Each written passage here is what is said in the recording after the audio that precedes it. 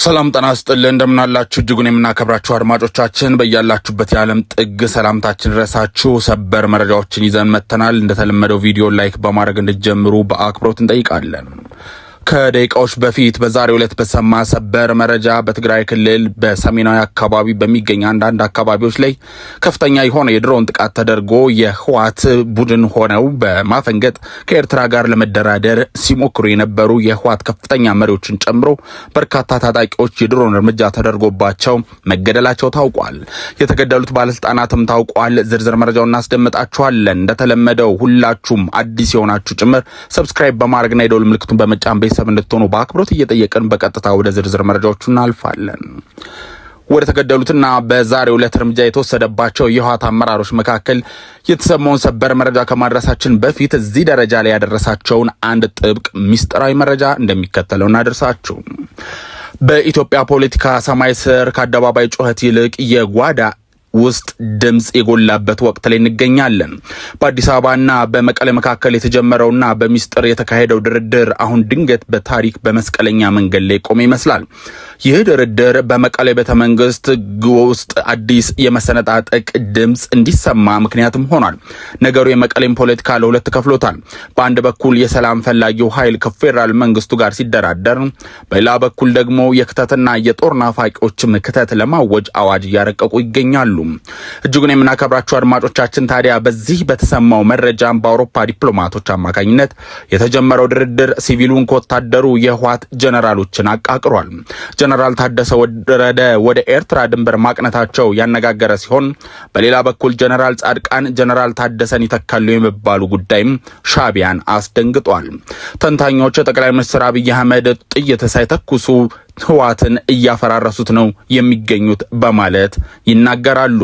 ታዲያ ትኩረታችንን በዚህ ጉዳይ ላይ አድርገን መረጃዎችን ለመሰብሰብ በሞከርንበት ሁኔታ ያገኘናቸው መረጃዎች እንደሚጠቁሙት ከሆነም በአውሮፓ ዲፕሎማቶች አሸማጋይነት ሲካሄድ የቆየው ድርድር ወደፊት ለፊት ንግግር ለመሸጋገር ጥቂት እርምጃዎች ሲቀሩት በህወሓት ከፍተኛ አመራሮች መካከል ትልቅ የሀሳብ ልዩነትን ፈጥሯል።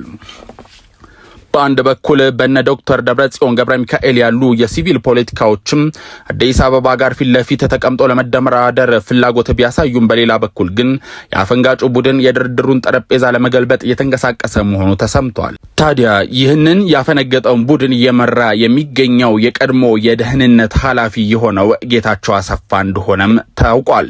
እነ ብርጋዴር ጀነራል ምግባ ኃይለ፣ ብርጋዴር ጀነራል ኃይለ ስላሴ ግርማይ ወይም ደግሞ ወዲም በታይ እና ሜጀር ጀነራል ብርሃን ጋሻ ወይም ወዲ መድህን ያሉ የጦር መሪዎችንም ጭምር ያቀፈ ነው። እነዚህ ጀነራሎች የአዲስ አበባውን ድርድር የሚቃወሙት በምክንያት ነው። ለነሱ ከፌዴራል መንግስት ጋር የሚደረግ ማንኛውም መቀራረብ በሰሜኑ ጎረቤት ከሻዕቢያ ጋር የተጀመረውን ወዳጅነት አደጋ ላይ ይጥላል የሚል ስጋት አላቸው። በሌላ በኩል የስልጣን ዘመናቸው ሊያበቃ ጥቂት ቀናት የቀራቸው ጀነራል ታደሰ ወረደም በድንገት ወደ ኤርትራ ድንበር መቃረባቸው ብዙዎችን ጥያቄ ፈጥሯል። ይህ ጉዞ ከወታደራዊ ዝግጅት ይልቅ በድርድር ዙሪያ ለተፈጠረው ልዩነት ምላሽ ሊሆን እንደሚችልም ይገመታል። የፌዴራል መንግስቱ ጀነራል ጻድቃን ገብረትንሳኤ ክልሉ እንዲመሩ ፍላጎት ማሳየቱም በትግራይ ፖለቲካ ላይ ሌላ የውጥረት ነዳጅ እያርከፈከፈም ይገኛል። በዚህ ምክንያት ከሻዕቢያ ጋር የወርቅ ንግድ፣ ነዳጅና ኮንትሮባንድ የሚሰራው የጀነራሎቹ ቡድን በሰላም ኪሳራ ግጭትን አተርፋለሁ የሚል ድርድሩም አሻፈረኝ ብሏል። በዚህ ምክንያት የሀብታሞችን ሰነድ የሚበረብረው ታዋቂው ፎርብስ መጽሔት በወርቅ ንግዱ የከበሩ ጀነራሎች ያላቸው ወዲም በታይ እንዲሁ በዱባይና በአዲስ አበባ በወታደር በውድ የሚከራየ ቅንጡ ቤቶችን ገንብተዋል የሚሉትም ጀነራል ምግበይ ኃይሌ ጦርነት ሲኖር ብቻ ካዝናችን ይሞላል፣ ሰላም ለኪሳችን ጸር ነው በሚል የሰላም አማራጮችን እንደገፉት መረጃዎች ያሳያሉ። እናም የህወሓት ጀነራሎች ከታሪካዊ ባላንጣቸው ሻዕቢያ ጋር ለመለጠፍ መፈለጋቸውም በፖለቲካ ሳይንስ የጠላት ወዳጄ ነው ከሚለው መርህም ጭምር የመነጨ እንደሆነም ይታያል። ተንታኞች የስጋቱ በተለያዩ ምክንያት የተፈጠረ ነው ይላሉ። የመጀመሪያው አዲስ አበባን እንደ ጋራ ስጋት ማየት ነው። ምንም እንኳን ህወሓትና ሻዕቢያ ለሁለት አስርት ዓመታት ደም ቢቃቡም አሁን ባለው ተለዋጭ ሁኔታ ግን ሁለቱም ወገኖች የአዲስ አበባ ጋር ያላቸው ግንኙነት እየሻከረ ነው።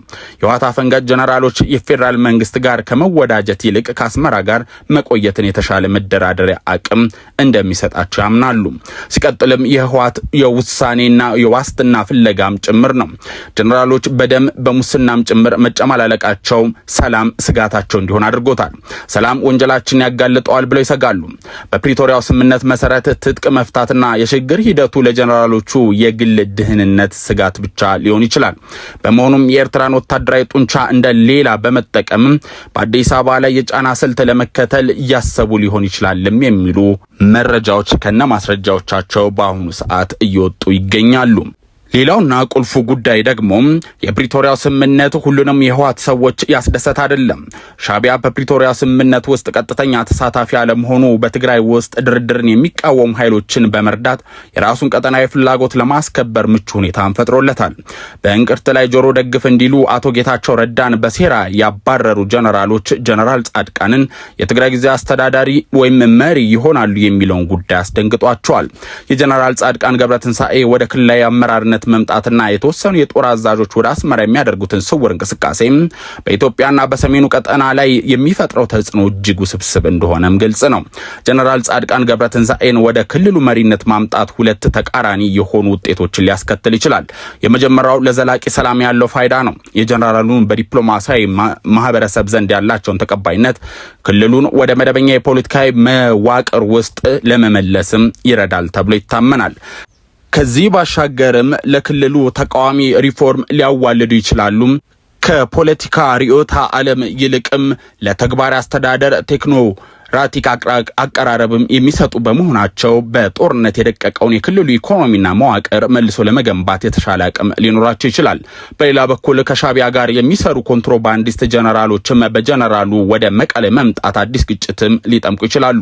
በህወሓት ነባር አመራሮችና በጀነራሉ ደጋፊዎች መካከል ያለው የስልጣን ሽኩቻ ወደ እርስ በርስ ፍጥጫም ሊያመራ ይችላል። ከሻዕቢያ ጋር የተለጠፉ ኮንትሮባንዲስት ጀነራሎች ለጀነራል ጻድቃን ፈተና ናቸው። በታሪክ እጅግ መራራ ጠላት የነበሩት የህወሓት ጀነራሎችና የሻዕቢያ መንግስት አዲስ ወዳጅነት መፍጠራቸው በኢትዮጵያ ፖለቲካ ላይ የሚመዙት መዘዝ ቀላል አይደለም። ጀነራሎቹ ከአስመራ ጋር መወዳጀታቸው በአዲስ አበባ ላይ የሁለት ግንባር ስጋት እንዲረጋገጥ ያደርጋል። ይህ ደግሞ የፌዴራል መንግስቱ በሰሜኑ ጉዳይ ላይ ያለውን የበላይነት እንዲያጣና በድርድር ጠረጴዛ ላይ እንዲዳከም ለማድረግ የታለመ የሴራ ስሌት ነው። የፕሪቶሪያው ስምምነት መክሸፍ ሌላኛው አደጋ ነው። ጀነራሎቹ ከአስመራ ጋር ግንኙነት መጀመራቸው ግን ክልሉ ዳግም የውጭ ኃይሎች መጫወቻ እንዲሆን በር ይከፍትለታል።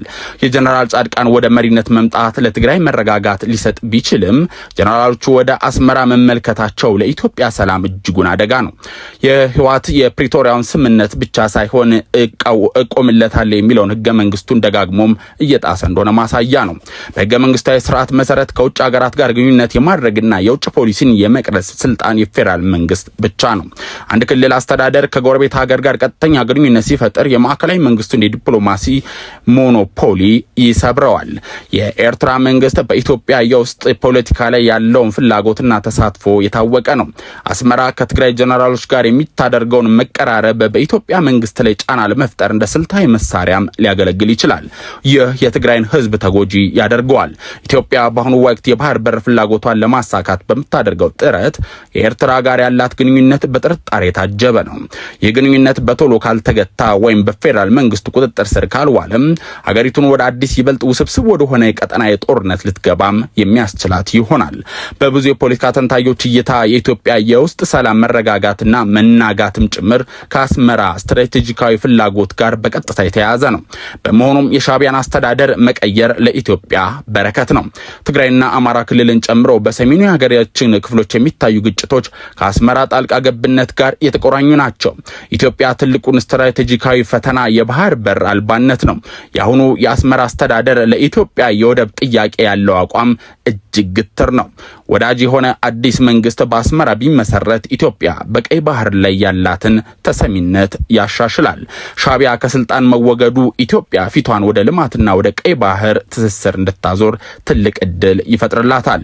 1,000,000% እርግጠኛ ነኝ ኢትዮጵያ ተዘግታ አትኖርም፣ ማንም ፈለገ አልፈለገም ሲሉ ጠቅላይ ሚኒስትር አብይ አህመድ ከዚህ በፊት በፓርላማ እንዲሁም በተለያዩ መድረኮች ላይ መናገራቸው የሚታወስ ነው። እጅጉን የምናከብራቸው አድማጮቻችን ታዲያ ከዚህ ጉዳይ ጋር በተያያዘ የተከፈሉ የህወሓት ከፍተኛ አመራሮች ጋር በተያያዘ ከፌደራል መንግስቱ ጋር ተቃራኒ ሐሳብን ይዘው ሀገራችን ኢትዮጵያን ዳግመኛ ለመውጋትና ከሻቢያ ጋር በማበር የፌደራል መንግስቱን እንዲሁም አሁን ላይ ያለውን አገዛዝ ለመጣል ከፍተኛ ጥረት ያደረጉ እንደሚገኝ የሚታወቅ ነው።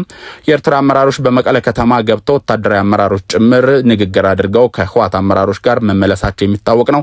ታዲያ አሁን ከህወሓት ባለስልጣኖች መካከል በተለይም ደግሞ በቀደመው የኢህአዴግ ጊዜ በህወሓት እንዲሁም በፌደራል መንግስቱ በኢህአዴግ ዘመን በትልቅ የመንግስት እርከን ላይ የስልጣን እርከን ላይ ሲያገለግሉ የነበሩትና ወታደራዊ አዛዥ በመሆን ሲያገለግሉ የነበሩ ጀነራል አስከዶም ወልደየስ በዛሬው ዕለት መገደላቸው ታውቋል። በዚህም በተሰማው ሰበር መረጃ በመግቢያችን ላይ እንዳልናችሁ ወደ ኤርትራ ከተለያዩ ወታደሮቻቸው ጋር ለማምራት በሚሞክሩበት ወቅት በድሮን ጥቃት እንደተገደሉ ነው የታወቀው።